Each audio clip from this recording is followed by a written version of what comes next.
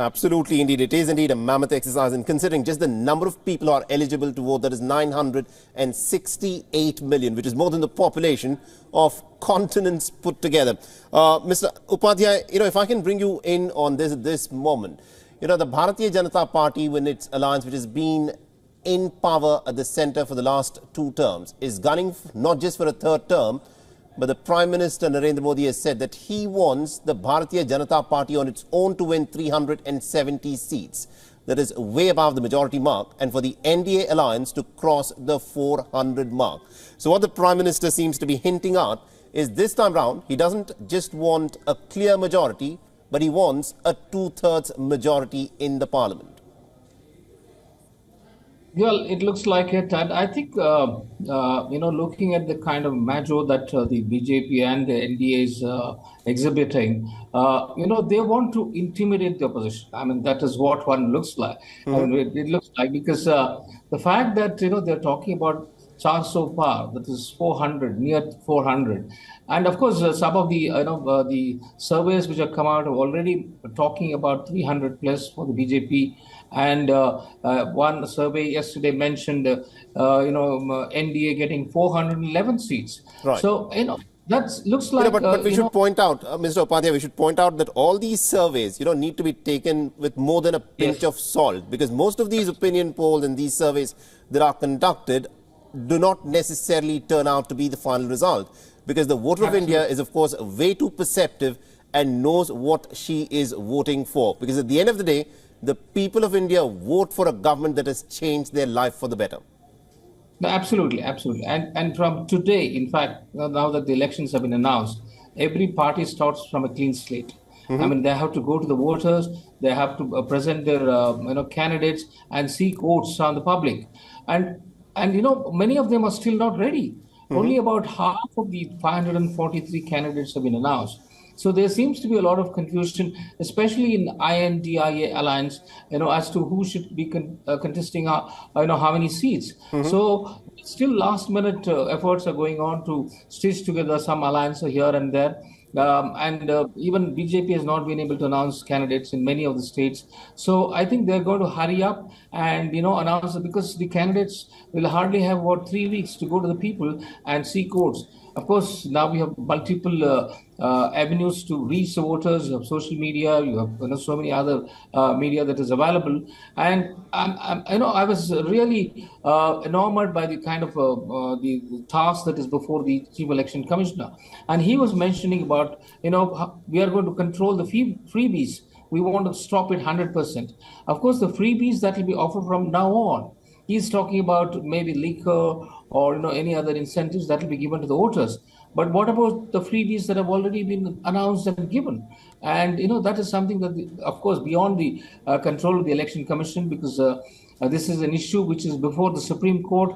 The Supreme Court has to take a call on how the political parties are, offering freebies left, right, and center in many states, and that's a very big issue which is beyond, I think, the scope of the Election Commission as such. But then he talked about misinformation. I think the misinformation is something that the Election Commission has to come down heavily on, and then the fake news. I mean, this is something that has really played havoc in past elections. And of course, we have seen what happened in the US, that kind of thing can happen. So they have now the technologies which is available. He was talking about deploying the analytics to control these issues. So let us hope that, all those new technologies that are available will be used to the maximum extent to ensure a free and fair election, and we have a government which we can be proud of. Absolutely, indeed. I think that's going to be very crucial in these elections, considering, the manner, because the use of fake news and the manner in which fake news can spread is so easy, considering the technology that is now available, and the fact that the election commissioner there insisted that the Election Commission will crack down on people who are creating and propagating fake news. That's something that we will be watching for over the course of the next few weeks and months in the course of these elections. But my colleague Idris, who is, of course, joining us from Jammu and Kashmir. Idris, this is going to be an election that will be watched very closely for what happens there. Jammu and Kashmir has got about 6 seats in the Lok Sabha. And considering that these elections are happening 5 years since Article 370 was de-operationalized, and also a lot has changed in Jammu and Kashmir. The dynamics of elections and the electoral politics there has changed. What are the people within Jammu and Kashmir actually talking about? How are they approaching the elections to elect members of parliament of theirs to be sitting in New Delhi?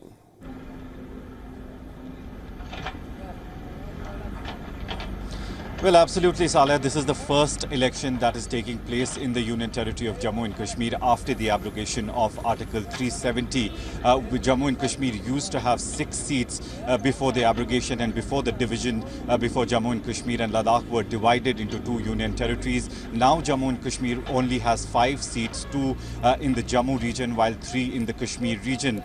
There's a lot of excitement if we talk about the elections because people are in general very excited to cast their vote, and for the first time we've seen they were waiting for the elections, not only the parliamentary elections but also hoping that the government would hold both the elections, assembly election and parliamentary elections together in the Union Territory of Jammu and Kashmir. Now what we've seen is that Jammu and Kashmir would be voting 1 seat per phase, that is the first 5 phases of the general elections. In each first 5 phases, Jammu and Kashmir's seat will be going for the polls. If we talk about the security perspective, the Kashmir region already the security has been put on a high alert, and the election commission, the chief election commission who was here earlier this week had also focused on bringing more deployment for holding the elections in especially the Kashmir region. If we talk about the political momentum, at the moment, the political parties have not made it very clear or official that if there would be any alliance between the parties. But unofficially, there would be an alliance between National Conference and Indian National Congress.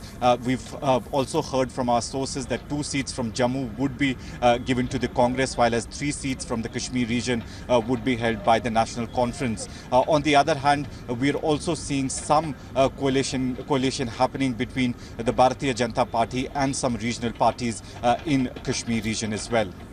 Absolutely, indeed.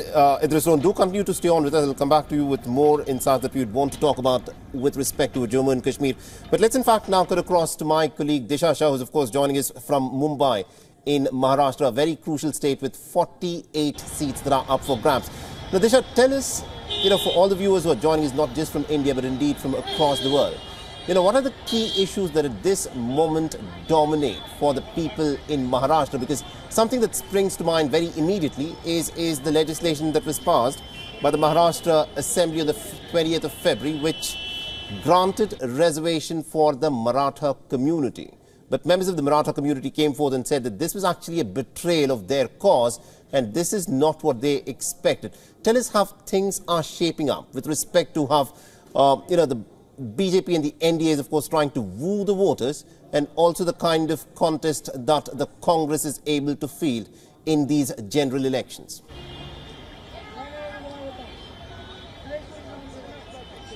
Well, definitely we are looking at a lot of political campaigns being done and rolled by different political parties ahead of the Lok Sabha elections. We have seen especially BJP did inaugurating and launching big ticket infrastructure projects here in the city of Mumbai and also in many metro cities. We have also seen how Prime Minister Narendra Modi have inaugurated several of the big infrastructure projects, including the Mumbai Coastal Road and so many projects with, of course, him leading the face of the BJP. As far as Congress is concerned, currently Rahul Gandhi is also here in the financial capital city. He has been touring the interior villages of Maharashtra since the last 10 days or so and talking to the rural population about the issues that really they face.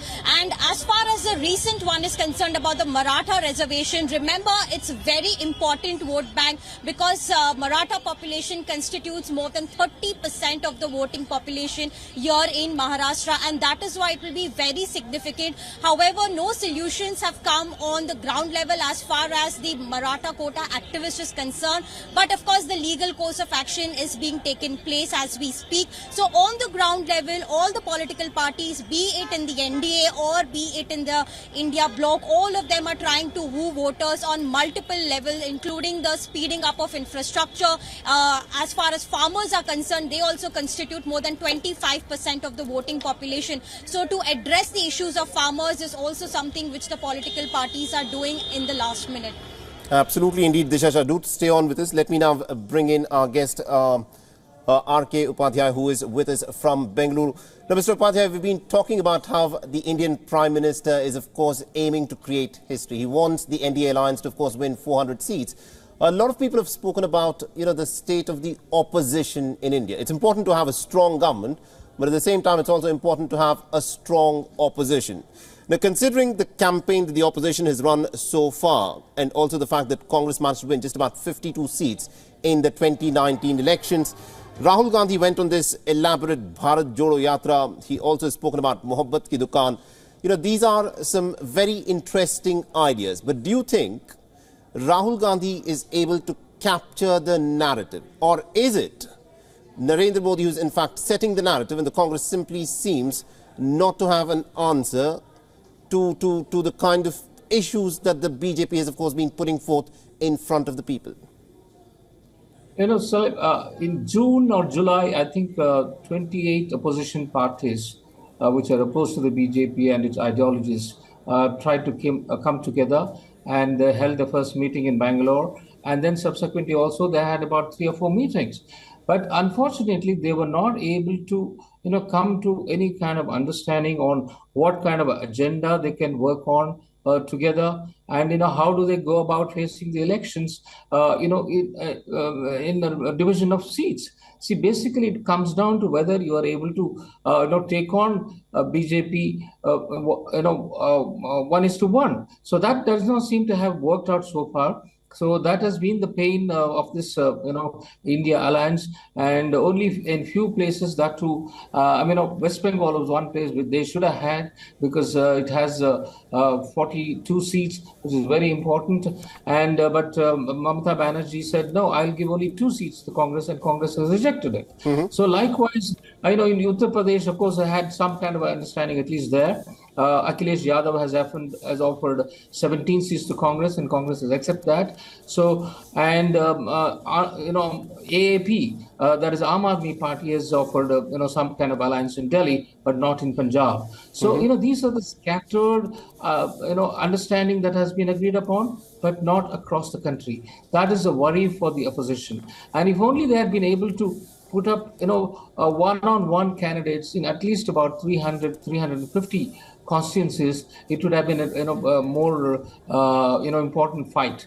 But that doesn't seem to be happening, because if only that had happened. See, remember in 2019 also BJP got 37% of the votes, which means another 63 is outside the BJP's fold. So this is what the opposition should have, tapped on. But unfortunately, they were not able to come together, to come kind of understanding, so that they could have taken on the, BJP in a much more meaningful way. So that seems to be giving, BJP an upper hand in these elections.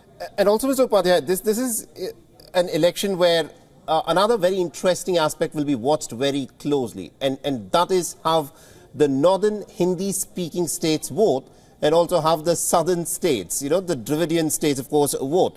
Now, the question that I want to ask you is, considering the manner in which the Bharatiya Janata Party has been able to sweep through the Hindi heartland, and now they're looking to expand in the south and also in the east, do you think there is a clear difference in terms of how voters are, of course, voting when it comes to the northern Hindi-speaking part of India and the southern India, where Dravidian languages are the ones that are spoken?